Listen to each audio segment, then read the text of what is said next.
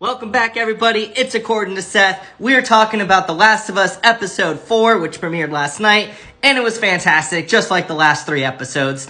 Obviously, spoilers ahead, so if you haven't seen the episode, drop a like, leave a comment, and make sure you hit that follow button. But without further ado, let's get into it. First of all, this whole interaction was pulled directly from the game, and I'm so happy that they did that, because it was just as funny, if not even better in the show, and I love what they're doing here. I really do. Obviously, there were some deviations from the game. So in the game, they actually went to Pittsburgh, but in the TV show, they actually ended up going to Kansas, which if you watch the inside the episode after this episode, they explain why they did that, and it made more sense logistically.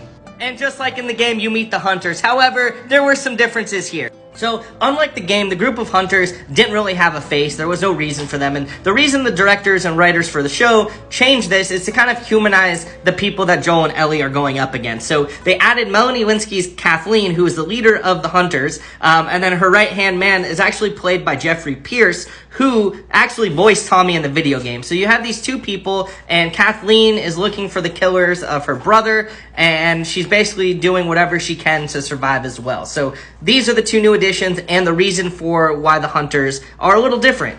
All in all, I haven't really found anything I dislike with this show. And it honestly, if they keep it up, might be one of my favorite shows of all time. The way they are telling the story and just improving upon the video game is just unbelievable to me. And I honestly, because it's a video game adaptation and we haven't had a good track record with that before, I was a little worried. Next week, we get a full introduction to Henry Sam, who are pivotal characters in the game. And we get our first look at a freaking bloater. And if you didn't know, the episode 5 is actually streaming early because of the Super Bowl, so it'll be out Friday.